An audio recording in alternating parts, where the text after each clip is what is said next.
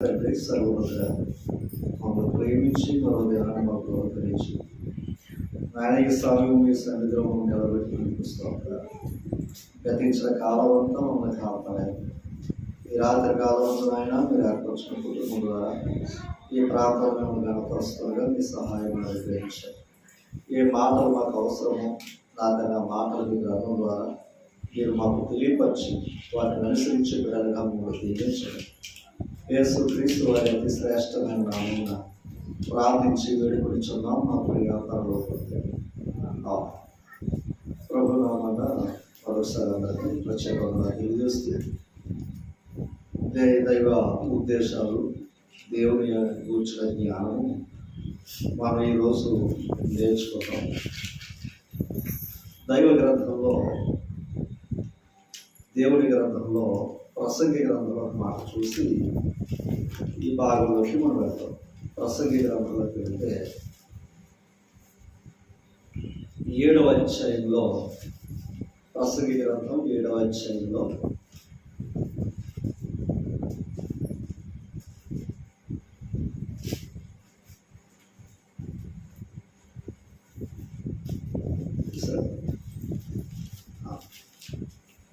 క్షమించాలి 3వ అధ్యాయము 11వ వచనాన్ని మనం చదువుతాం. దేని కాలమునందు అది చక్కగా ఉన్నట్లు సమస్తమును ఆయన నియమించి ఉన్నాడు అన్నట్టుగా. దేని కాలమునందు అది చక్కగా ఉన్నట్లు సమస్తమును కూడా దేవుడు వాటిని నియమించాడు అని మాట.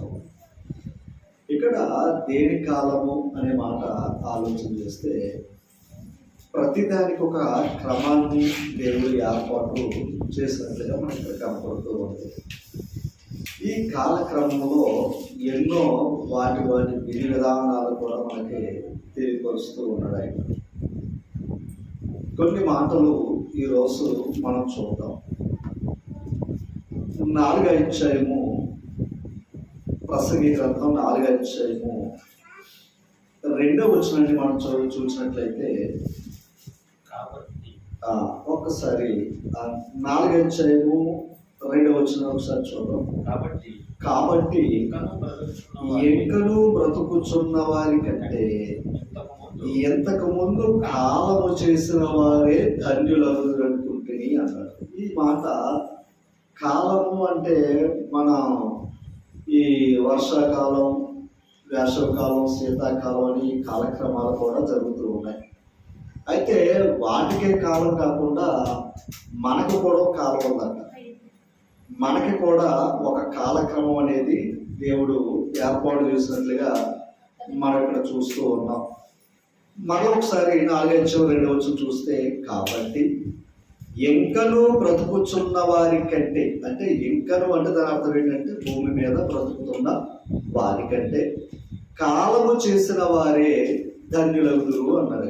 అంటే దాని అర్థం ఏంటయ్యా అంటే ఈ లోకాన్ని మించిన వారు లేదా వారి కాలాన్ని ముగించుకుని వెళ్ళిన వారి గురించి మాట్లాడారు. ఎవరు ధన్యులు అంటే వెళ్ళిన వారే ధన్యులు అని చెప్తున్నారు. ఇక్కడ వెళ్ళిన వారే ధన్యులు అని అక్కడ మాట చెప్తూ ఉన్నారు. తర్వాత ఎంకను పుట్టని వారు సూర్యుని క్రింద చరు అన్యాయపు పనులు చూచి ఉండని హేతువు చేత ఈ ఉభయుల కంటేను వారే ధన్యులు అనుకుంటుంది. ఇంకా వారి పొట్ల ఉభయులు అనే మనకు అర్థం ఏంటంటే వెళ్ళిన వారు, ఉన్నవారు. అంటే భవిష్యత్తులో వచ్చిన వారు ఏం చేయించి ఉండదట, ఇంకా అన్యాయం అనేది వారు చూడలేదు కనుక వారి ఉభయుల కంటే వీరే ధన్యులు అని చెప్పాడు. ఇక్కడ ఈ మాట కొంచెం మనసు పెట్టని చెప్తాడు. 7వ అధ్యాయంలోనే ఇందాక మనం తీసినట్లుగా 15వ వచనాన్ని చదువుతాం.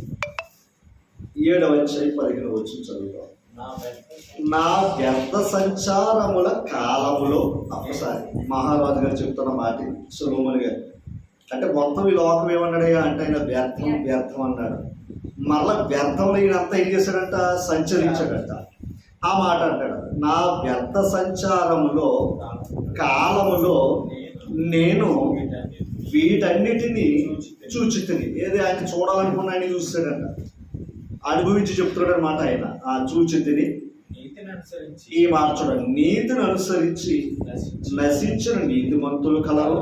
ఒకసారి, నీతిని అనుసరించి నశించిపోయిన నీతిమంతులు కూడా కలరు. దుర్మార్గులై చిరాయువులై దుష్టులు కలరు. అంటే దుర్మార్గులు కూడా ఏమయ్యారు? ఎక్కువ కాలం బ్రతుకులో ఉన్నారట. నీతిమంతులు కూడా ఏమయ్యారు? తక్కువ కాలం బ్రతికారట.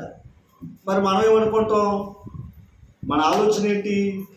అయ్యో మరి ఏ తప్పు చేశాడు అని అనుకుంటాం. అది నీతిమంతుడే, కానీ కీడు చూడకుండా వెళ్ళిపోతున్నారంటాడు మరో చోట. యెషయా గ్రంథంలోకి వెళితే నీతిమంతులు ఎందుకు కొడిపోబడుచున్నారు అంటే వారు కీడు చూడకుండా వెళ్తున్నారు. ఎందుకంటే ఇందాక మనం చదువుకున్నాం, భవిష్యత్తులో జరిగేదంతా కూడా మేలేమి కాదు.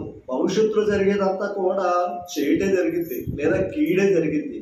అందుకు వెళ్ళిపోయిన వారు పరిస్థితే మంచిది అని ఆయన జ్ఞాపకం చేస్తున్నాడు. ఇది మరలా కొంచెం క్రిందకి వెళ్దాం. ఏది 17 వచ్చిన దగ్గరికి వెళ్దాం. అధికముగా దుర్మార్గపు పనులు చెయ్యకు. దేవుడు హెచ్చరిస్తున్నాడు అన్నమాట ఈ మాట. అధికముగా దుర్మార్గపు పనులు చేయకము, బుద్ధిహీనముగా తిరగవద్దు. ఓకేనా?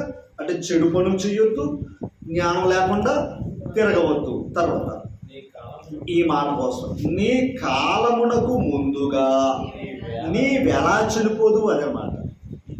ఓకేనా? నీవెలా చనిపోదు అంటే నీ కాలము కంటే ముందు ఎందుకు వెళ్ళిపోవాల్సిన పరిస్థితులు ఉన్నాయి. మనలో మనుషుడు ఏదైనా సరే నేనే తప్పు చేశానన్నది నా మనస్సాక్షి తప్ప మీకు ఎవరికి తెలుసు. ఓకేనా? పైకి నేను ఒకవేళ నీతిమంతుడు కనపడితే ఓకే, నీతిమంతుడినే. ఒకవేళ నేను త్వరగా వెళ్ళిపోయిన అనుకోండి, ఓకే, దేవుని దృష్టిలో నీతిమంతుడు అయితే ఓకే, పర్లా. ఒకవేళ నేనేదైనా తప్పు చేసి మరణించాను అనుకోండి, ఆ చెడు చేసి దైవాన్ని తప్ప ఎవరికే తెలియదు. అంటే చెడు చేసినా కూడా ముందు వెళ్ళిపోయే పరిస్థితులు ఉన్నాయి. ఓకేనా? ఈ మాట ఇక్కడ చెబుతూ ఉన్నాడు. ఒకసారి కిందకి రా. అక్కడే, అధికముగా దుర్మార్గపు పనులు చెయ్యకము, బుద్ధిహీనముగా తిరగవద్దు, నీ కాలమునకు ముందుగా నీవెలా చనిపోదు. అంటే దేవుడిచ్చిన ఆయుష్ కాలాన్ని దాటేసి ముందు వెళ్ళిపోతాం అంటే దాని అర్థం ఏంటి అంటే మనం చేసుకున్న క్రియ. అది మొదటి. ఓకేనా? దేవుడు ఇస్తాడు, గమనించాలి. దేవుడు ఇచ్చిన ఆయుష్ కాలం ఉంది, అందరికి ఒకలాగా ఇవ్వాల. అది మనం గుర్తెరగాలి. అందరికి ఒకలాగా ఆయుష్ కాలాన్ని దేవుడు ఇవ్వాల. దేవుడు నరులను యథార్థవంతులుగా పుట్టించాడు, అందరు మంచివారిని పుట్టించాడు. తర్వాత వివిధమైన తంత్రాలు వారు కల్పించుకున్నారు. కానీ నరుడు ఆయుష్ కాలం మాత్రం నువ్వు ఎంతకాలం ఉంటావని దేవుడు ఏ నరుడికి రాసేవాళ్ళ, మనకు తెలియదు. అందుకే జీవమరణాలు ఎవరి దగ్గర ఉన్నాయి? దేవుని దగ్గర ఉన్నాయి. కనుక ఇక్కడ ఏంటయ్యా అంటే ముందు వెనక మన ప్రయాణ యాత్రలో మనం చూడవలసింది ఏంటయ్యా అంటే ఈ భూమి మీద ఉన్న జీవితాన్ని మనం చాలా జాగ్రత్తగా గమనించుకుంటూ ఉండాలి. ఇప్పుడు కొంచెం క్రింద భాగాన్ని చదువు చెప్తారు. అక్కడ చూడండి, నీవు దీనిని పట్టుకుని ఉండుటయు, దీన్ని సత్యాన్ని లేదా దేవుని మాటను పట్టుకుని ఉండుటయు, దానిని విడవకుండా ఉండుటయు మేలు. అదనమాట. మనం దేని విడిచిపెట్టకూడదు? దేవుని మాటను లేదా దేవుని యొక్క సత్యాన్ని మనం ఏం చేయకూడదు? విడిచిపెట్టకూడదు, వదలకూడదు. ఎందుకంటే విడిచిపెట్టామంటే లోపల కలిసిపోయే పరిస్థితులు ఉన్నాయి. అందుకు మనం ఉన్నంతలో ఏం చేయాలి అంటే ఒక మాట ఇప్పుడు లోకంలో కలిసిపోకుండా మనం కాపాడుకునేది ఏదన్నా ఉంది అంటే కేవలం ఆయన మాట లేకుండా, దేవుడి మాట లేకుండా మనం ఎవరో కూడా కాపాడుకునే పరిస్థితి లేదు. ఎందుకంటే యెహోవా మాటలు పవిత్రమైనవి. అంటే ఆయన మాట మనం ఏం చేస్తుందంటే చెడులోనికి వెళ్లకుండా కాపాడేది ఆయన మాటలో. అందుకు మనం ఏం చేయాలంటే ముగించేంత వరకు కూడా ఏం చేయాలి?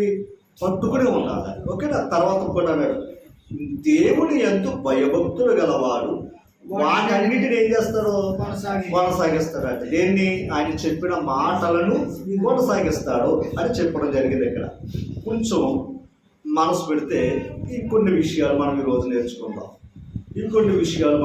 నేర్చుకుందాం. ఒకసారి యోబు గ్రంథం 7వ అధ్యాయం. యోబు గ్రంథం సరే 7వ అధ్యాయం 1వ వచనం. మనసు పెట్టాలి. భూమి మీద ఎవరి కాలము? నరుల కాలము యుద్ధ కాలం కాదా? అది నరుల కాలం దేంతో పోల్చాడో తెలుసా? యుద్ధ కాలంతో పోల్చాడంట. యుద్ధ కాలం, యుద్ధం ఎంతసేపు జరుగుతుందో తెలియదు, అంతే కదండి. యుద్ధం ఎంతసేపు జరిగిందో తెలియదు. గంట దెబ్బలాడుకోండి అంటే కుదరదు, అది అవసరం 2 రోజులైనా పట్టవచ్చు. ఓకేనా? అందుకని భూమి మీద నరుల కాలం ఎలా ఉందయ్యా అంటే యుద్ధ కాలం. ఒక విధంగా చెప్పాలంటే యుద్ధమే చేస్తున్నాడు. ఎవరో నరుడు. ఎవరితో తెలుసా? తనతో తానే యుద్ధం చేసుకుంటాడు. ఎవరితో యుద్ధం చేస్తాడా? ఎందుకు తెలుసా? శరీరమునకు ఆత్మకు ఏంటి విరోధం. అంటే తనలో తాను ఏం చేసుకున్నాడు? మంచి చేయాలనుందో చెడు చేస్తున్నాడు. చెడు చేసిన తర్వాత మళ్ళీ ఏం చేసుకున్నాడు? సరి చేసుకున్నాడు. మళ్ళీ మంచి చేసుకున్నా మళ్ళీ ఏమైపోతున్నాడు? అదనమాట. ఇంక యుద్ధం అంటే ఎవరికి లేదు, మనలో మనం ఏం చేసుకున్నాం. నిజంగా ప్రతి మనుషుడు కూడా మంచిగానే ఉండాలని కోరుకుంటున్నాడు. కానీ మనం ధరించుకున్న శరీరం ఉందే, అది మంచిగా ఉంచే అవకాశం అయితే లేదు. ఎందుకంటే దానికి ఒక ఆశ అంటూ ఉందంట. ఏది? శరీర ఆశ. మనలో ఒకటి నేత్ర ఆశ, రెండవది, మూడవది చీమకు. ఈ ఆశలతో మంచిగా ఉండాలన్న మనిషిని ఏం చేయలేకపోతున్నాడు అంటే ఉండలేకపోతున్నాడు. అందుకే తనలో తానే యుద్ధం. అందుకే మీలో యుద్ధములు పోరాటాలు దేనుండి కలుగుతున్నాయి? అది మీ శరీరము పాప భోగేచ్ఛల నుండే కదా అంటే యాకోబు. అంటే మనకు ఒక హెచ్చ ఉంది. ఆ హెచ్చ అంటే ఆ కోరిక నెరవేర్చుకోవడానికి ఏమవుతున్నాయి? ఇట్లా వద్దు గొడవ పడుతున్నాం, లేదా మనమే గొడవ పడుతున్నాం. ఆలోచన చేయాలి. ఇప్పుడు మరలా వచ్చిన చదువుదాం. భూమి మీద నరుల కాలము యుద్ధ కాలము కాదా? వారి దినములు కూలివారి దినముల వంటివి కావా? అదనమాట. వారి దినాలు ఎలాంటివి అంట? అది అంటే కూలి పనికి వెళ్ళాడు, ఆయన జీతం ఇస్తే తెచ్చుకుంటాడు కూలి. ఒకవేళ ఆయన జీతం ఇవ్వకపోతే అమ్మా 89వ కీర్తన 47వ వచ్చింది.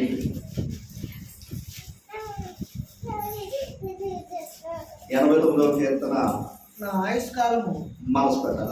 89వ కీర్తన 47వ వచ్చిన నా ఆయుష్ కాలము ఎంత కొద్దిదో. ఓకేనా? నా ఆయుష్ కాలం ఎంత కొద్దిదో జ్ఞాపకం చేసుకున్నాము. అంటే ఇప్పుడు ఎక్కువ ఉందనా తక్కువ ఉందనా?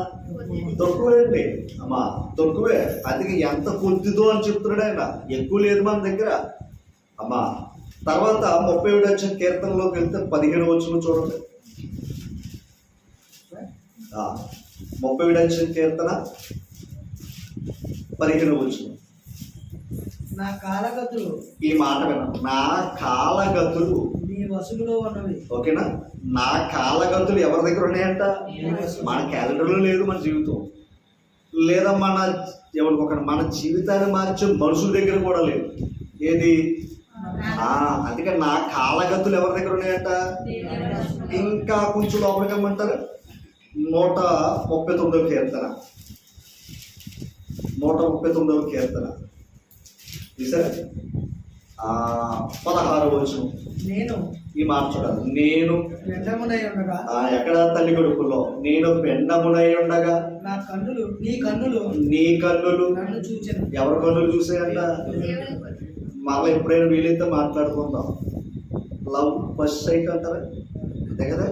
అంటే మొదటి చూపు మొదటి ప్రేమ అంటారు కదా. మొదటిగా చూసేది పట్టుకొని అంటాడు కదా తెంగరమ్మాయికులు. నిజంగా చూసా మొదటి ప్రేమ ఎవరంటే దేవుడు చూసాడు. నువ్వు దేవుడు చూసావు, అది అసలు ప్రేమ.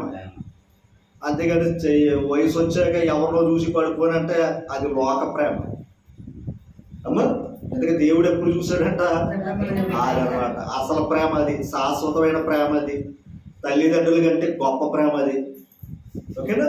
ఇంకా ఎప్పుడైనా మనం మాట్లాడుకున్నాం, అది మన సందర్భం కాదు. నేను పెండమునై ఉండగా నీ కన్నులు నన్ను చూసాయంట. ఆ తర్వాత నియమింపబడిన దినములలో, ఈ మాట చూడాలి, నియమింపబడిన దినములలో ఒకటైనా కాకమునుపే. అంటే దేవుడు అతను నియమించాడు, కొన్ని దినాలు నియమించాడు. ఒకటైనను కాకమునుపే నా దినములన్నీ నీ గ్రంథములో మన గ్రంథాల్లో రాసుకోలేదు మనం. అది ఆయన గ్రంథాల్లో మన దినాలు ఎన్నో రాశాడట. కానీ మన దినాలు మనకు ఆయుష్కాలానికంటే ముందెళ్ళిపోతున్నామంటే మనం చేస్తున్న చెడు ఏదైనా ఉందేమో ఆలోచన చేసుకోవాలి. లేదా నీతిమంతులుగా బ్రతికామని, నీతిమంతుడు ఇక్కడ ఉన్నాడంటే మళ్ళీ ఇటు చెడిపోయే పరిస్థితులు ఉన్నాయేమో అని దేవుడు కూడా ఏం చేస్తాడో పిలిచేసుకుంటాడు. అది కూడా వాస్తవే. ఎందుకంటే తక్కువ కాలం బ్రతికి నీతిమంతులు కూడా ఉన్నారు. తక్కువ కాలం బ్రతికిన నీతిమంతులు కూడా ఉన్నారు. దాన్ని కూడా మనం గమనించాలి. అయితే ఈ కొన్ని విషయాలు ఆలోచన చేస్తే ఇప్పుడు మన దినాలన్నీ కూడా ఆయన ఏం చేశాడంట, గ్రంథంలో రాశాడు అని చెప్తూ ఉన్నాడు. కనుక మనం ఈ ఆలోచన చేస్తే ఈ బ్రతుకు కాలంలో మనకు బ్రతుకు కాలంలో మనం ఏం చెయ్యాలి? మన బ్రతుకు కాలంలో మనం ఏం చెయ్యాలి? ఒక మాట మనం చూద్దాం. 32వ కీర్తన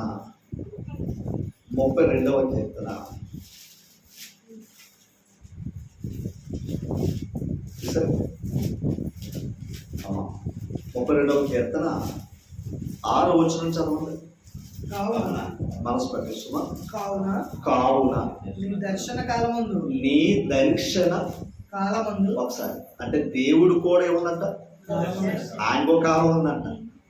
ఆ కాలం ఏంటయ్యా అంటే మనం చూడడానికి శుభ, అంతేగాని ఆయనకి మళ్ళా జననం మరణం ఏమీ లేదు. అంటే ఆయన మనల్ని దర్శించే కాలం ఒకటి ఉందంట. ఓకేనా? మనల్ని దర్శించే కాలం ఒకటి ఉందంట. ఎవరికే? దేవుడికంట. నీ దర్శన కాలమందు భక్తి గల వారందరూ పాయింట్ అర్థం చేసుకోండి. భక్తి కలిగిన వారందరూ ఏం చేస్తారంట? ప్రార్థన చేస్తారంట. ఎప్పుడు? ఆయన దర్శన కాలం. అంటే ఆయన దర్శన కాలమందు భక్తి కలిగిన వారందరూ ఏం చేస్తారంట? ఒక్కసారి యెషయా గ్రంథం 55 వచ్చేది. యెషయా గ్రంథం 55 వచ్చేది. సరే, చూడండి 6వ వచనం చదవండి. యెహోవా మీకు దొరుకు కాలమందు. చూడండి, ఎంతకే ఒకసారి నీ దర్శన కాలమందు అన్నాడు కదా. ఎంతకే దేవుడు ఎక్కడ దర్శనమిస్తాడో? సరే, ఎక్కడ దర్శనమిస్తాడో చెప్తాం. ఇప్పుడు ఆ మాట చదవండి. యెహోవా మీకు దొరుకు కాలమందు. అంటే దర్శన కాలంలోనే దేవుడు దొరుకుతాడంట మనకి. ఆయనను వెతకుడి. పాయింట్ అర్థమైంది. ఆయన దర్శన కాలం అందే మనకు దొరుకుతాడంట. ఎవరో? దేవుడు. యెహోవా మీకు దొరుకు కాలమందు ఆయనను వెదకుడి. ఆయన సమీపముగా ఉండగా ఆయనను నేడుకోండి. ఆయన సమీపము ఉండగానే మీరు ఏం చేసుకోవాలి? వేడుకోవడం అంటే ప్రార్థన చేయండి. మరో ఒక్కసారి చదవండి. ఆయన సమీపంలో ఉండగా కూర్చుపైకి యెహోవా మీకు దొరుకు కాలమందు. ఒకసారి యెహోవా దొరుకు కాలమందు అనే మాట వాడాడు. యెహోవా దొరుకు కాలమందు. ఎలా దొరుకుతాడు ఆయన? ఆ దొరుకు ఇందాక ఏమన్నాడు? కావున నీ దర్శన కాలమందు అనే మాట వాడాడు. ఆదికాండం 15 మొదలువచ్చు.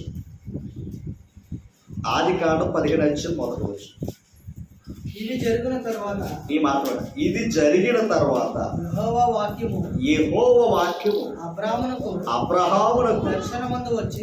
అది అంటే ఇప్పుడు అబ్రహాము గారికి దేవుని యొక్క వాక్యం ఎలా వచ్చింది అంటే ఇప్పుడు దర్శనంలో దేవుని యొక్క వాక్యం కనబడుతుంది. ఎంతకు వాక్యం ఎక్కడుందో అక్కడ ఆయన దర్శనం ఉంది. వాక్యం ఎక్కడుందో అక్కడ ఏది ఉంది? అందుకే ఎంతకన్నాడు? కావున నీ దర్శన కాలమందు భక్తి గలవారందరూ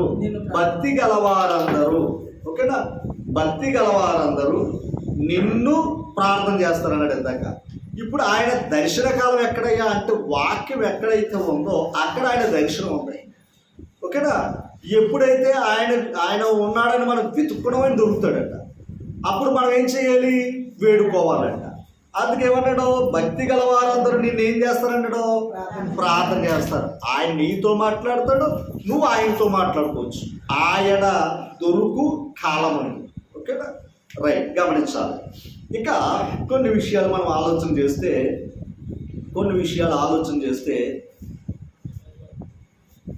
ఒక మాట చూద్దాం. దేవుడి గ్రంథంలో మరల ఈ విషయాలను ఒకసారి జ్ఞాపకం చేసుకుంటాం.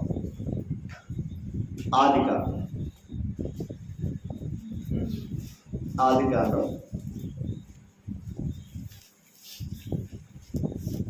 సరే,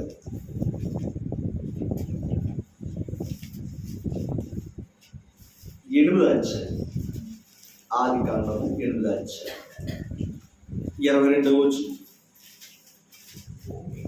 భూమి నిలిచి ఉన్నంత వరకు వెదకాలమును కోతకాలమును శీతోష్ణములను వేసవి శీత కాలములను రాత్రింబగలను ఉండక మానవని తన హృదయములో అనుకుని. అంటే భూమి నిలిచేంత వరకు ఈ కాలక్రమం అనేది జరుగుతూనే ఉంటుంది. ఏమో గమనించండి, ఈ కాలక్రమం అనేది జరుగుతూ ఉంటుంది. అంటే వర్షాకాలం అని, వేసవకాలం అని, శీతకాలం అని, ఈ కాలక్రమం అంతా కూడా భూమి ఉన్నంత కాలం ఏమవుతుంది అంటే వాటి కాలక్రమం అంతా ఏమవుతుంది జరుగుతుంది. అయితే గమనించాలి, ఎప్పటి వరకు అంటే భూమి నిలిచేంత వరకు. ఇంకొక వచనం మీరు చదువుకుంటే కీర్తన గ్రంథం 74:12 వచనం చదువుకోండి, మీకు ఉపయోగపడుతుందేమో. అంటే సరే సూచక క్రియలు పురాతన కాలం మొదలుకొని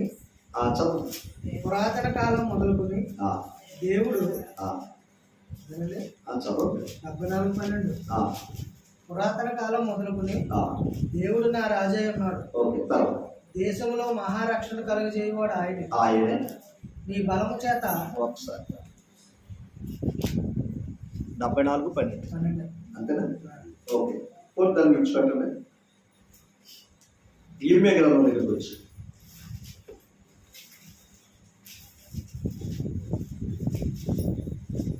ఇర్మియా గ్రంథం 5వ అధ్యాయం దగ్గరికి వచ్చి 24వ వచనం చదువు. రండి చదవండి. వారు రండి అంటున్నారట. వారు రండి, మన దేవుడైన యెహోవా యందు భయభక్తులు కలిగి ఉందుము. ఆయనే తొలకరి వర్షమును కడవరి వర్షమును దాని కాలమున కురిపించువాడు కదా పడడు. అంటే వాటి కాలమున కురిపించువాడు కదా. అంటే కాలములో వాటి ప్రకారంగా జరిగించేది ఎవరో ఆయనే. తర్వాత నిర్ణయింపబడిన కోతకాలపు వారములను ఆయన మనకు నడిపించునని తమ మనస్సులో అనుకొనరు. అర్థం చేసుకోవాలి, ఎవరో ఎంతకీ కాలక్రమాలని లేదు ఈ కాల విధానాలన్నీ కూడా దేవుడు మనకు అనుగ్రహిస్తున్నాడని మనుషులు అనుకుంటలేదంట. ఓకేనా? మనుషులు అనుకుంటలేదంట. ఎవరో దేవుడు ఇందాక ఏమన్నాడు ఆయన? భూమి నిలిచేంత వరకు ఏమన్నాడు ఆయన? ఈ క్రమము అని వాటి క్రమం జరుగుతూనే ఉంటాయన్నాడు ఆయన. కానీ క్రమం జరుగుతున్న ఈ క్రమాన్ని బట్టి నరుడు మేలు పొందుతున్నా మన నరుడు ఏమనుకున్నాడంటే ఇది దేవుడి ద్వారా ఈ భాగ్యం పొందింది అనుకుంటున్నదంట. అమ్మా ఇప్పుడు చూడండి, మీ దోషములు వాటి క్రమము తప్పించెను. ఓకేనా? మీ దోషాలు ఏ క్రమం తప్పింది? ఇప్పుడు అమ్మా ఏ దోషం తప్పింది? మన దోషాలే వాటి క్రమం తప్పింది. అందుకే వేసవకాలం తట్టుకోలేకపోతున్నాం, వర్షాకాలం తట్టుకోలేకపోతున్నాం. ఎందుకంటే వేసవకాలంలో వర్షాకాలంలో వేసవకాలం అయిపోయింది. అంటే ఇదంతా ఎవరు చేసుకుంటారు? అంతేగాని దేవుడు గమనించాలి, మనమే తప్పించుకున్నాం ఈ క్రమం. తర్వాత మాట చదువుతాం. ఈ మాట వినాలి. మీకు మేలు కలగకుండుటకే మీ పాపములే కారణం. అదనమాట. అంటే ఈ క్రమం జరిగితే ఎవరికి మేలు? మనకే మేలు. కానీ ఆ మేలు జరగకుండా నష్టపోయేది ఎవరో? మనమే చేసుకున్నామంట. ఆమోసు గ్రంథం 756వ పేజీ. ఆమోసు గ్రంథం 756వ పేజీ తీసారా అమ్మా? 3వ అధ్యాయము 15వ వచనం చదువు. చలికాలపు నగరును చాలా జాగ్రత్తగా మనసు పెట్టాలి.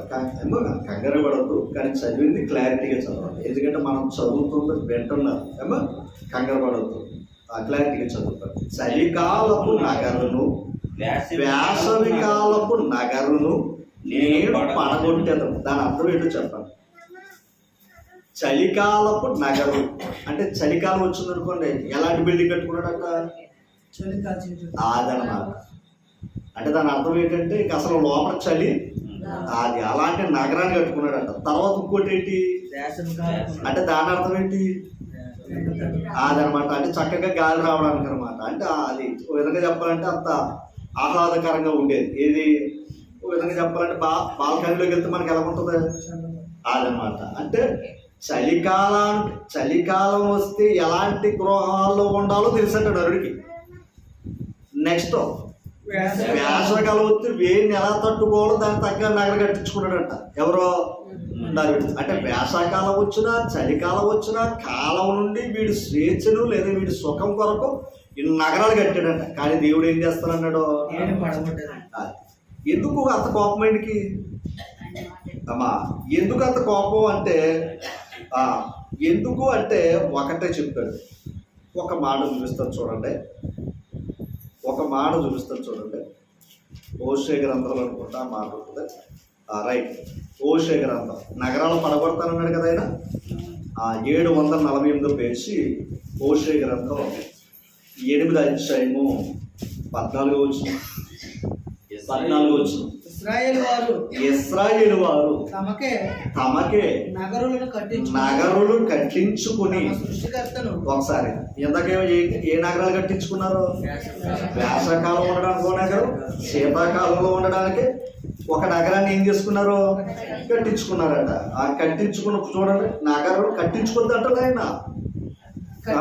ఇల్లు కట్టుకుని అందులో ఉండమన్నాడు ఆయన, సంతోషంగా ఉండమన్నాడు. తర్వాత చేశారు కట్టించుకుని తమ సృష్టికర్తను అది తమ సృష్టికర్తను దాని అర్థం ఏంటంటే వీడి నిర్మాణాన్ని మర్చిపోయాడు. ఏమనుకోకండి, వీళ్ళ నిర్మాణం గొప్పదనుకుంటారు. మనం మనుషులు చేసుకున్న నిర్మాణం గొప్పదనుకుంటున్నారు. కానీ మరి మనుషులు నిర్మించిన వాడు ఎవరు? ఆయన మర్చిపోరు. మరి ఆయన మర్చిపోయి మనం ఎన్ని కట్టుకుంటే సుఖం? ఆయన ఏం చేయగలడు? వాటినే కాదు మనల్ని కూడా ఏం చేయగలడు? ఆయన పడగొట్టగలడు. అదనమాట. ఇంకొక మాట ఆలోచన చేస్తే అందుకే ఆయన ఎప్పుడు కూడా మనం ఏమవ్వకూడదో తెలుసండి, మర్చిపోకూడదు. అందుకే ఇందాక ప్రారంభంలో చదువుకున్నాం, సత్యమును ఏం చేయాలి? పట్టుకోవాలి. చివరి వరకు మన ప్రయాణం దాంతో సాగాలి. రైట్. అయితే ఈ మాటలు మనం చదువుకున్నాం. ఇంతకీ దేవుడు ఈ కాలగమనాలను ఎందుకు ఇచ్చాడంటారు? సామెతల గ్రంథం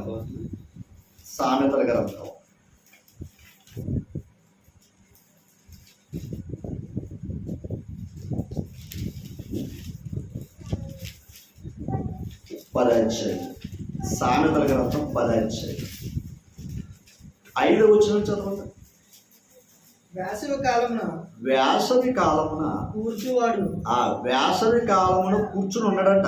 అంటే పని చేయక బుద్ధిగల కుమారుడు బుద్ధిగల కాదు అదే మరి చదివేటప్పుడు జాతక సభ వేసవి కాలమున సరే వేసవి కాలమున కూర్చునేవాడు కాదు, కూర్చువాడు. అంతేనా? ఆ ఒత్తుకు అది ఆ పదం అంటే సరిపోతుంది అక్కడ. ఆ వేసవి కాలమున సమకూర్చువాడు బుద్ధిగల కుమారుడు. దాని అర్థం ఏంటంటే మన భాషలో చెప్తారు, ఉదయం చక్కగా వాతావరణం బాగుంది, యజమాని పనికి పిలిచాడు, చక్కగా ఈ పనికి వెళ్తే ఎలా ఉంటుంది? అప్పుడేమి ఇంట్లో పడుకున్నాడంట, వర్షాకాలమే పనిలోకి వస్తానంటాడు. అదే అన్నమాట. ఆ మాట చూడండి. వేసవి కాలమందు కూర్చువాడు బుద్ధిగల కుమారుడు, కోత కాలమందు అప్పుడు పడుకున్నాడంట. ఆ కోత కాలమందు నిద్రించువాడు అదనమాట. ఇందాక చెప్పుకున్నది అదే. ఓకేనా? అప్పుడు ఏం చేస్తున్నాడంట? నిద్రపోతున్నాడంట. దీనికి ఒక మాట చూద్దాం. 6వ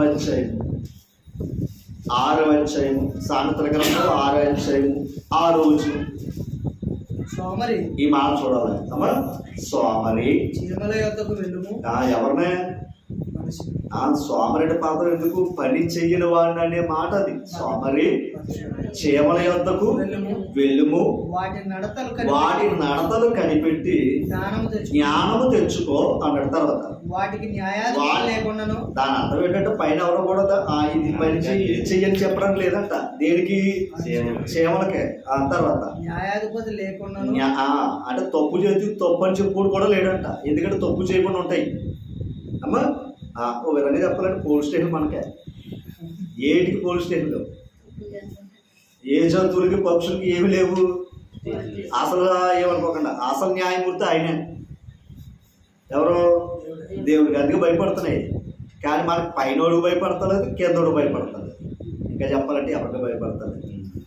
సరే, కిందకు వచ్చాను. పై విచారణకర్త లేకున్నాను, అధిపతి లేకున్నాను. అవి ఈ మాట కోసం అవి వేసవి కాలమందు ఆహారము సిద్ధపరుచుకును, కోతకాలమందు ధాన్యం కూర్చుకును. ఎందాక కోతకాలం ఏం చేసి పడుకున్నాడంట. ఆ వేసవి కాలం ఆహారాన్ని సమకూర్చుకునేవాడు ఎవడో? బుద్ధి గల ఎంతకే. కాలాన్ని బట్టి చూస్తే మనం ఏం చేసుకోవాలి తెలుసా? ఈ ఒక పాయింట్ అర్థం చేసుకోవాలి. మన జీవితంలో ఎప్పుడు ఒకే లైన్గా జీవితం ఎప్పుడు కూడా ఇది మాత్రం మనసులో పెట్టుకోవాలి. ఎప్పుడు కూడా మన జీవితంలో ఎప్పుడు కూడా ఒకే లైన్. రైట్, ఇవాళ 1000, రేపు 1000, నెలకు 30,000, సంవత్సరానికి ఎంత, ఇది ఎప్పుడు పెట్టుకోకూడదు మనం. ఎందుకు అంటే కాలం ఎందుకు ఇచ్చాడో తెలుసా మనకైనా? ఒక్కో కాలంలో అలా పడికెళ్తే ఒక్కో కాలం కిందకు వచ్చేస్తాం. అంతే కదండి. ఇప్పుడు వర్షాకాలం ఏంటి? అదనమాట. ఇప్పుడు ఏం చేసుకోవాలి?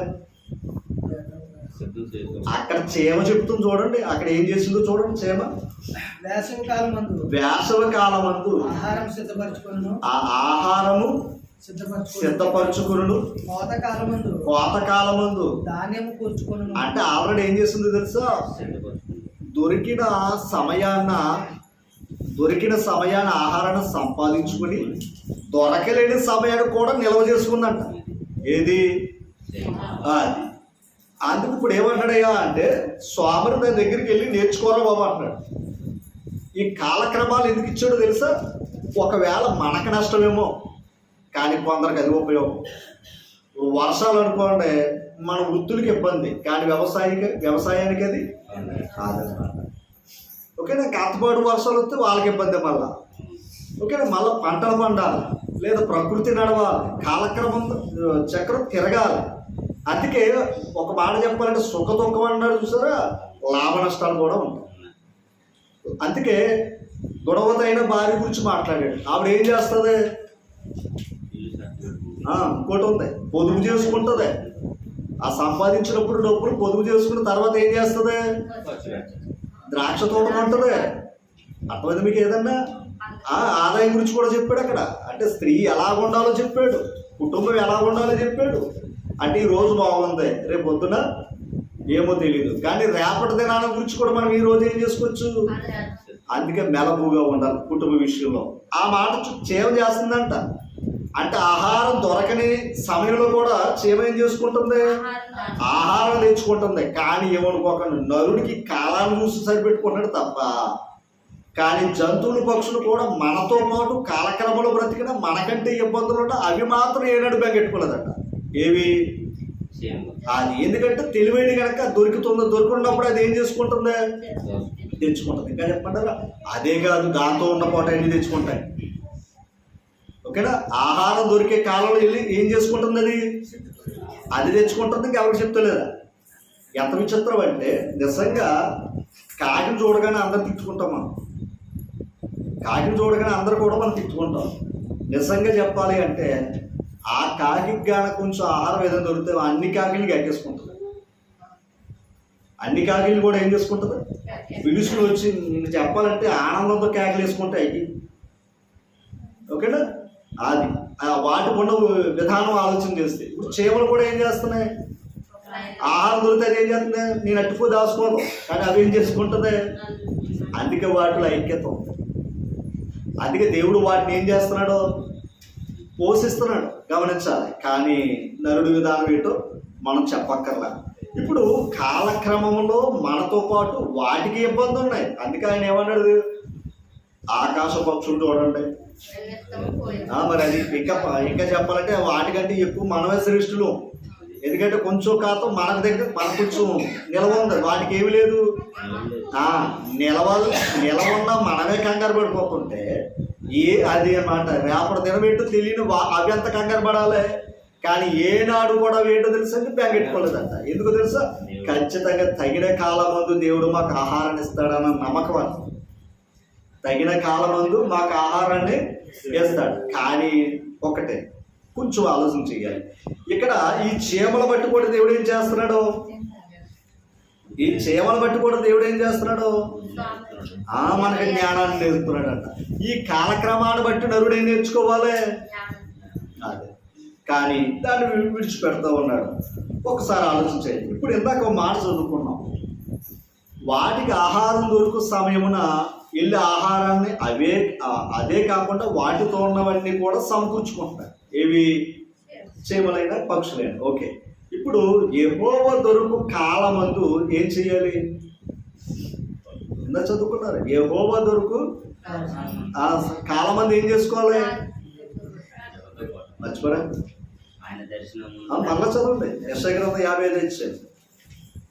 యెషయా గ్రంథం 55 ఇచ్చాం. ఒకసారి 55 ఇచ్చాం. 6 వచ్చు. యెహోవా మీకు దొరుకు కాలమున ఆయనను అని. ఇప్పుడు దేవుడు దొరుకుతున్నాడా? చెప్పండి. దొరుకుతున్నాడు. ఎలాగా? ఆయన మాటలతో దొరుకుతున్నాడు. అంతే కదా. జీవాహారము నేనే. వాటికేమో ఆహారం దొరుకుతాయి, అవన్నీ ఏం చేసుకున్నాయి? దాచుకున్నాయి, అందరిని పిలుచుకున్నాయి. ఇప్పుడు వాక్యం దొరికేటప్పుడు మనం ఏం చేయొచ్చు? మనం దాచుకోవాలి. ఎందుకంటే రేపు పెట్టామని గ్యారెంటీ లేదు మనకి. రేపు మళ్ళీ చెప్తాను, రేపు ప్రసంగం చేస్తాను లేదా రేపు పొద్దున ప్రసంగం మనం వింటాము అని మనకి గ్యారెంటీ లేదు కనుక మనం ఏం చేయాలి? అదనమాట. ఇప్పుడు దొరికింది. ఇప్పుడు దొరికినప్పుడు ఏం చేసుకోవాలి? దాచుకోవడమే కాదు, ఇంకోటి ఉంది. ఇంకోటి ఉందన్నది. చేమ ఒకటే కాదు, నలుగురిని కూడా పిలుస్తున్నాయి. అంతే కదమ్మా? అంతే కదండి. చీమలు ఏం చేస్తున్నాయి? వాటి ఎవరికొకటి వాటి కుటుంబాన్ని పిలుచుకున్నా లేదా వాటి జాతిని పిలుచుకున్నా. అలాగే మనం కూడా భక్తులు పిలుచుకోవాలి. భక్తిహీనులు కాదు సుమా. ఎవరిని పిలుచుకోవాలి? ఎందుకంటే ఎంత చదువుతున్నా, ఆయన దర్శన కాలమందు నీ భక్తులందరూ ఏం చేస్తారు? అది ఇప్పుడు వచ్చి ప్రార్థన, వాక్యం విన్న తర్వాత ప్రార్థన చేసుకుంటాం. దేవుడు మనవి ఆలకిస్తాడు. కనుక మనం కూడా ఆ మనసు ఉండాలి. చీమలకున్న మనసు మనలో ఉండాలి. కేవలం నేను వింటే మంచిది, నేను తింటే మంచిది అనే భావం మనలోకి రాకూడదు. ఓకే, అయితే ఇంకో కొన్ని మాటలు మనం ఈరోజు మనం నేర్చుకుని ముందుకి వెళ్దాం. ఒకసారి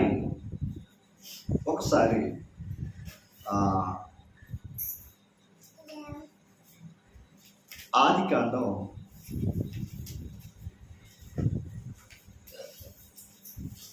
21 ఆదికాండం 21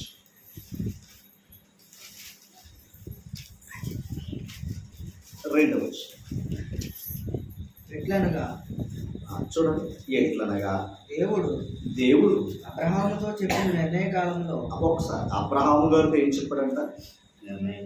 నిర్ణయ కాలములో సారా గర్భవతి అయి. ఈ మాట సారా అంటే భార్య ఏమైందంట? గర్భవతి అయి. ఆవిడ ఇప్పుడు చెప్పాడు, ముందు చెప్పాడు. ఆయన నిర్ణయించుకున్నప్పుడు చెప్పాడు. ఆ నిర్ణయించుకున్నది ఏమైంది? జరుగుతుందన్నమాట. అదనమాట నిర్ణయ కాలం. అంటే ఈరోజు ఇక్కడ మీటింగ్ ఎప్పుడు అనుకున్నాం? నేను అనుకున్నాం. ఇప్పుడు ఏమవుతుంది ఇది అంటే ఈ కార్యక్రమం నిన్న నిర్ణయించుకున్నాం కదా. నిర్ణయించుకున్నది ఇప్పుడు ఏమైంది? అమలుపరుచుకున్నాం అనమాట. అది ఓకేనా? ఒక్కసారి మరలా చాలు. నిర్ణయ కాలంలో సారా గర్భవతి అయి అతని ముసలితనం ముందు అతని కుమారుని కని. అంటే దైవ నిర్ణయంలో ఖచ్చితంగా ఏముంది? అసాధ్యం అనుకునే తల్లి సాధ్యపరిచాడు. ఎవరో? దేవుడు అంట. నిర్గమకాండం 9 నిర్గమకాండం 9 5 మరియు మనసు మరియు యెహోవా కాలం నిర్ణయించి ఈ మాట వినాలి. యెహోవా కాలము నిర్ణయించి రేపు యెహోవా ఇంతగా ఏంటంటే అంటే ఆ నిర్ణయం ఇవాళ నిర్ణయించుకున్నాడు. అది ఇప్పటికీ రేపు పని చేయాలి. రేపటి పని కోసం దేవుడు ఈ రోజు ఏం చేస్తాడు? నిర్ణయం తీసుకున్నాడు. అమ్మా అది చూడండి. మరియు యెహోవా కాలము నిర్ణయించి రేపు యెహోవా ఈ దేశములో ఆ కార్యము జరిగించినను రేపు ఈ దేశములో ఆ కార్యము జరిగించును అన్నాడు. ఏంటది? కిందకి చదువు. మరునాడు యెహోవా ఆ కార్యము చేయగా ఐగుప్తీయుల పశువులన్నీ వచ్చెను. అదనమాట. అది ఎప్పుడు? ఈ రోజు అనుకున్నాడు. అది ఎప్పుడు జరగాలి? రేపు జరిగేది. అది దేవుడి యొక్క నిర్ణయ కాలం. ఓకేనా? దేవుడి యొక్క నిర్ణయ కాలం. ఇందాక మనం ఒక విషయాన్ని చదువుకున్నాం. ఏది? దర్శన కాలము అని చదువుకున్నాం. ఆదికాండం 50 వచ్చాయి. ఆదికాండం 50 వచ్చాయి. చూసారా? 24 వచ్చి చదువుదాం. యోసేపు తన సహోదరులను చూసి యోసేపు అంటే యాకోబు గారి చిన్న కుమారుడు. ఆయన ఆల్రెడీ ఐగుప్తు దేశంలో ఉన్నాడు. ఆయన వారి కుటుంబం అందరూ అక్కడ ఉన్నారు. చూడండి, ఆయన అంటాడు యోసేపు తన సహోదరులను చూచి నేను చనిపోవచ్చున్నాను.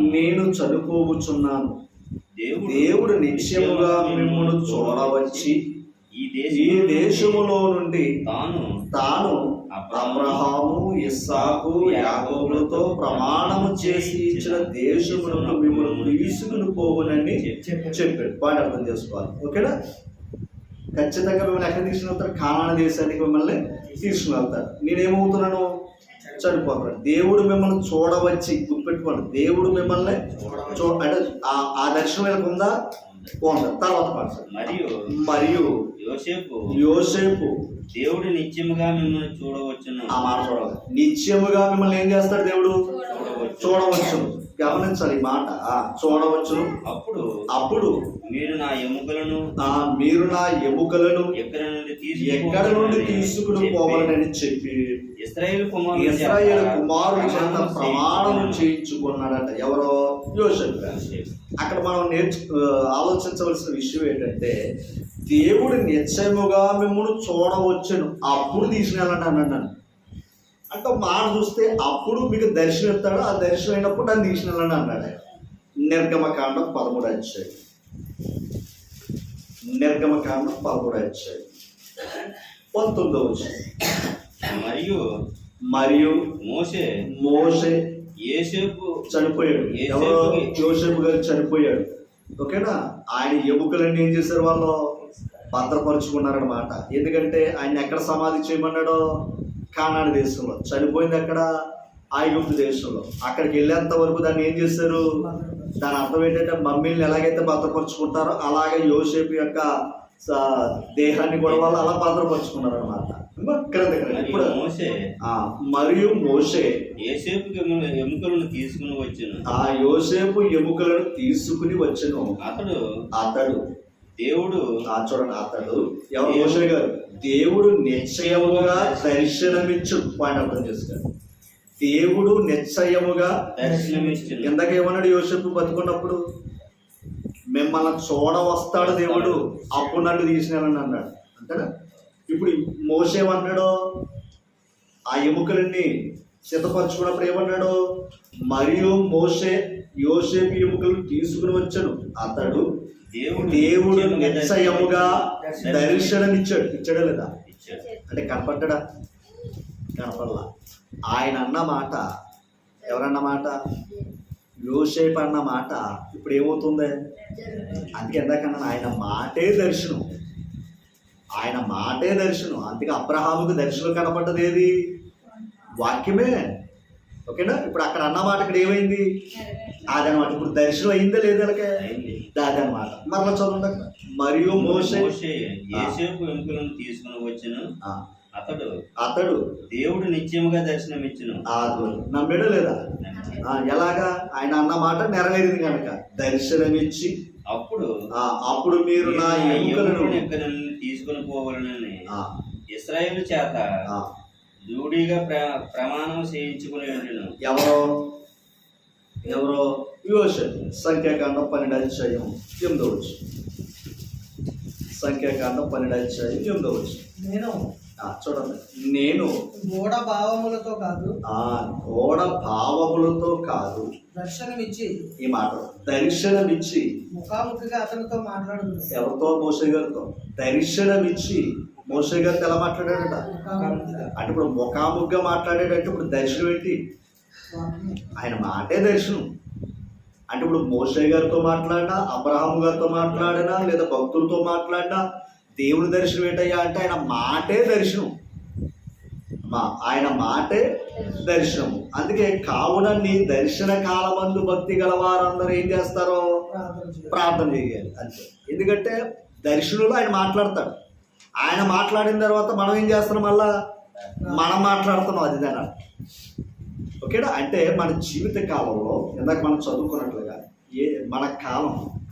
మన కాలంలో ఎప్పుడు మన జీవితం తెలియదు. అందుకే యుద్ధ కాలము అన్నాం ఇందాక. అందుకు ముందు వెనక ఈ ప్రయాణంలో మన కాలం ముగించే రోజు ఎప్పుడు మనకు తెలియదు. కానీ మనం ఇందాక ఒక మాట చదువుకున్నాం. ఏంటియా అంటే ఈ కాలములో ఉండగా, ఏ కాలములో ఉండగా అమ్మా? ఈ యుద్ధ కాలంలో ఉండగా ఆయన దర్శన కాలంలో మనం వెళ్ళాలి. ఎవరి దగ్గరికి? దేవుని దగ్గరికి. ఆయన దర్శన కాలంలో, ఆయన దొరుకు కాలంలో మనం ఏమవ్వాలి? వెళ్ళాలి. వెళ్ళి ఇందాక తిమోతి పత్రిక 6వ తిమోతి పత్రిక 6వ చూసారా? 17వ యెహోమందు ధనవంతులైన వారు గర్విష్ఠులు కాక. ఒకవేళ ఈ లోకంలో ఒకవేళ దేవుడు ధనం ఇచ్చాడు అనుకోండి, దాన్ని బట్టి మనలో ఏది రాకూడదు? గర్వం రాకూడదు. ఓకేనా? తర్వాత గర్విష్ఠులు కాక. తర్వాత అస్థిరమైన ధనమందు, అది చెప్పేశాడు ఆయన. ఈ ధనం ఏంటో తెలుసండి? స్థిరము కాదు. తర్వాత అస్థిరమైన ధనమునందు నమ్మిక ఉంచక సుఖముగా అనుభవించుటకు. ఎందుకు ధనం ఎందుకు ఇచ్చాడు? అంటే మన ధనం ఎందుకు ఇచ్చాడంటే సుఖంగా. అందుకే మన పూర్వీకులు తిన్న భోజనం మనం తింటలేదు. పూర్వీకులు వేసుకున్న బట్టలు మనం వేసుకుంటారు. దాని అర్థం ఏంటంటే వాళ్ళు గొప్ప వేసుకున్నారని కాదు. ఎందుకంటే వారు అవి కూడా వేసుకోలేదు, అది కూడా తినలేదు. వాళ్ళకంటే గొప్పవారు ఎవరో? మనమే. మనమే ఈరోజు. ఎందుకంటే ముందు కాలానికి ఈ కాలానికి చూస్తే చాలా తేడా. ఏమండి? ఇదంతా ఎందుకు ఇచ్చాడు? రాత్రి మాట మనం జ్ఞాపకం చేసుకున్నాం. ఇంతకే భూమి మీద వర్ధిల్లుచున్నవారు అనే పదం గురించి మాట్లాడుకున్నాం. వర్ధిల్లటం అంటే మనకి ఏ ఉంటే చాలు? అన్నపానాలు పుచ్చుకుని దేవుడు నమస్కారం చేస్తే చాలు. మనం వర్ధిల్లటం ఏంటంటే భోజనం పెడతాడు దేవుడు, అంతే చాలు. వస్త్రం ఎత్తున్నాడు, అది చాలు. ఓకేనా? అది ఇక ఏమనుకోకండి సొంత ఇల్లు ఉందా, ఇంకోటి ఉందా, ఇంకోటి తర్వాత అది. ఓకేనా? ఎందుకంటే సొంత దేశాలు ఇచ్చిన వాళ్ళు కూడా గుడారాల్లో బ్రతికారు. సొంత దేశం ఇచ్చిన వాళ్ళు కూడా ఎక్కడ మనసు ఎలాగుంది? ఇది స్థిరమైన కాదని బ్రతికారు వాళ్ళు. సుఖముగా అనుభవించుటకు ఈ మాట సమస్తమును మనకు ధారాళముగా. ఎంతగా ధనాన్ని బట్టి రాలా? ధనం ఇచ్చిన దేవుని బట్టి వచ్చింది. ధనం ఇచ్చిన దేవుని బట్టి వచ్చింది. దాన్ని మర్చిపోకూడదు. దేవుని అందే నమ్మిక ఉంచుడని. అంటే ఇప్పుడు ఎవరు నమ్మాలి? అంతే. దేన్ని నమ్మకూడదు? ఒకవేళ ధనం ఉన్నా గర్వం రాకూడదు. ధనం నమ్మితే గర్వం వస్తుంది. దాని అర్థం అది. కిందకి నమ్మికుంచుడని ఆజ్ఞాపించుకో. వారు వాస్తవమైన, ఈ పాయింట్ కోసం, వారు ఎవరు? వారు ఓకేనా? వాస్తవమైన జీవమును సంపాదించుకుని నిమిత్తము. వాస్తవమైన జీవమును సంపాదించుకుని నిమిత్తము రాబో కాలమునకు. ఆ మాట కోసం ఒకవేళ దేవుడిచ్చిన కృప ఉంది. ఎందుకంటే అబ్రహాము ధనవంతుడే, ఓకేనా? యోబు ధనవంతుడే, దావీదు ధనవంతుడే, భక్తులందరూ ధనవంతులే. ఓకేనా? దేవుని యొక్క మాట ఏంటయ్యా అంటే నేను తలగా చేస్తానన్నాడు తప్ప తోకగా చేయనన్నాడు. అందరు గొప్పవారు. ఇంకా చెప్పాలంటే ప్రభు నమ్ముకున్న ప్రతి వారు లోపల చూస్తే గొప్పవారిగా పెట్టాడు. అది కూడా వారి వారి విధానాన్ని బట్టి లేదా వారి అవసరతలు బట్టి ఉండొచ్చు. ఓకేనా? అందరూ అంటే ప్రభు నమ్ముకుని ప్రతి వారు అదనమాట, ప్రతి వారు కూడా అయ్యే అవకాశం లేదు. దేవుడికి అది అవసరమా ఆ స్థాయి ఇస్తాడు. అందుకే ఇందాక చదువుకున్నాం, ప్రభు నమ్ముకున్న వాళ్ళందరూ కూడా దీర్ఘకాలం బ్రతికారన్నది లేదు. అంతేనా? ప్రభు నమ్ముకున్న వాళ్ళకే ఆ భాగ్యం లేదు. దాని అర్థం ఏంటంటే దేవుడు ఎవరికి ఇవ్వాలో, ఏ ఆయుష్కాలం ఇవ్వాలో అది అంతా ఆయన చేతిలో ఉంది. అమ్మా ఇప్పుడు చదవండి.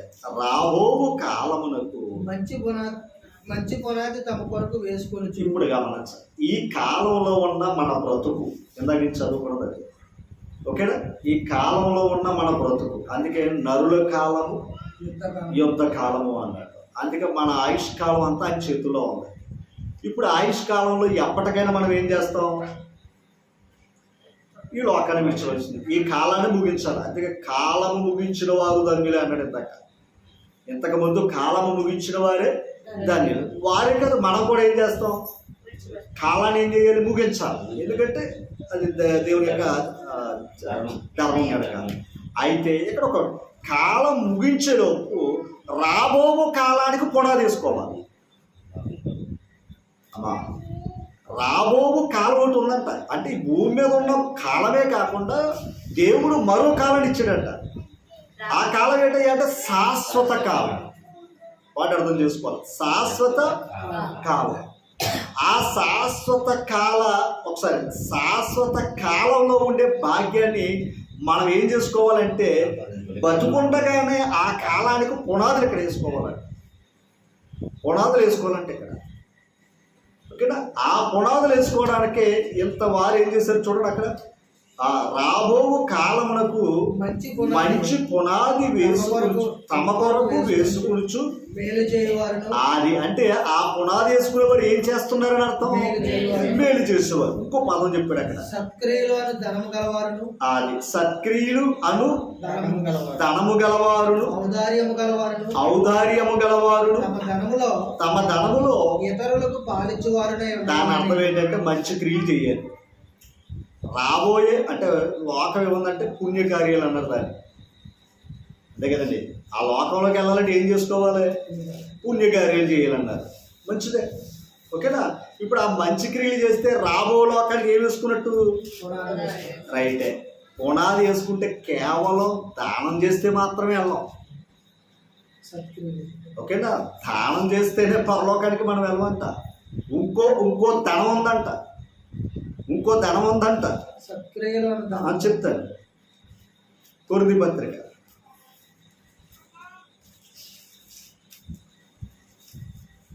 8వ అధ్యాయం, మొదటి కొరింథీ పత్రిక 8వ అధ్యాయం.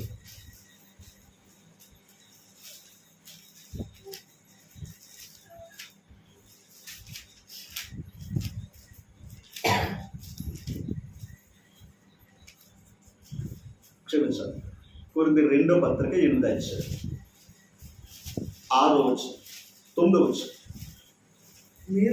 మీరు మన ప్రభువైన యేసుక్రీస్తు కృపను ఎరుగుదురు కదా. యేసు ప్రభు దగ్గర ఏముందంట? కృప. ఈ మాట విన, ఆయన అది ఆయన ఎవరంట? ఎవరికే?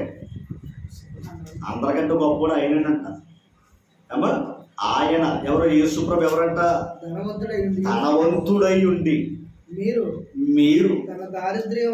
అండర్లైన్ చేసుకోండి. మీరు తన దారిద్ర్యము వలన ధనవంతులు కావాలని మీ నిమిత్తము అదంట. ఎంతగా గమనించాలి. ఈ ధనం మన పరలోకం తీసుకెళ్తాం. ఏ ధనం వల్ల చేసే కార్యాలు పరలోకం తీసుకెళ్తాం. పరలోకము నుంచి వచ్చిన ధనవంతుడు మన కొరకు ఏమయ్యాడు తెలుసండి? దరిద్రుడయ్యాడు. ఎందుకు అయ్యాడంటే మనల్ని ఏం చేశాడు? అది ఇప్పుడు ఈ ధనవంతులు గమనించాలి. ధనవంతులు గర్విష్ఠులు కాకుండా యేసు ప్రభు చేస్తున్న సత్క్రియలు మనం చెయ్యాలంట. యేసు ప్రభు చేస్తున్న సత్క్రియలు చేస్తే రాబోవు లోకంలో పునాదులు వేసుకుంటామంట. అర్థమైంది?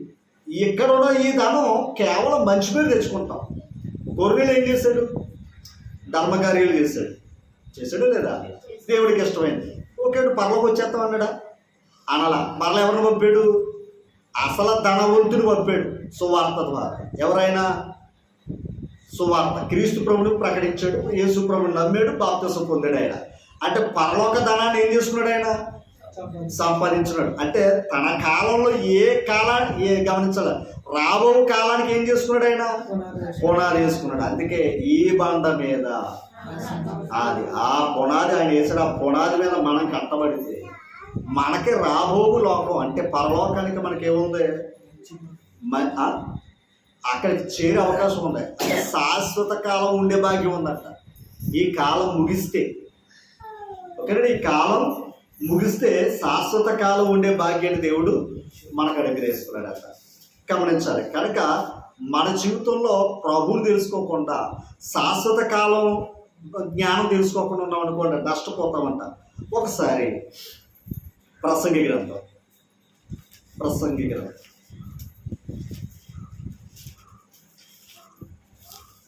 సార్, ఒక 2 మాటలు 3:11. దేని కాలమునందు అది చక్కగా ఉండునట్లు సమస్తమును ఆయన ఏం చేశాడు? నియమించాడు. ఒకసారి దేని కాలంలో దాన్ని రావడానికి ఏం చేశాడు ఆయన? చక్కగా ఉన్నట్లు ఏం చేశాడు ఆయన? నియమించాడు. ఓకేనా? ఒక పాయింట్ దీని ఎట్లా వచ్చాం మళ్ళీ వస్తాను. యోబు గ్రంథం యోబు గ్రంథం